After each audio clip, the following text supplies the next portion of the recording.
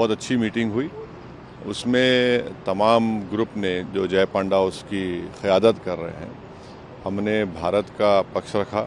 हमने उनको बताया कि कितने बरसों से भारत में पाकिस्तान की तरफ से जो उनके एडेड प्रमोटेड ट्रेन टेररिस्ट आकर भारत में आतंक मचा रहे हैं और कितने लोगों की जानें गई। हमने पूरे डेटा उनको दिया कि चाहे वो मुंबई का ब्लास्ट हो, ट्रेन ब्लास्ट हो, जम्मू कश्मीर के असम्बली के सामने जो सुसाइड बॉम्बर का ब्लास्ट हो, फिर पुलवामा हुआ, उससे पहले पठानकोट, फिर पिछले साल रेसी में एक बस के ऊपर गोलियां चलाई गईं।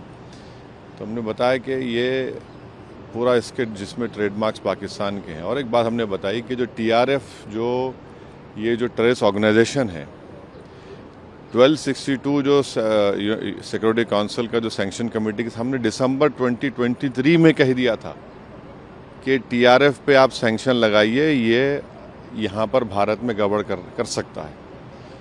तो टीआरएफ के बारे में अभी से हमने बोले, दिसंबर 2023 से सरकार ने यूएन सिक्योरिटी काउंसिल को 1262 को सैंक्शन का बता दिया।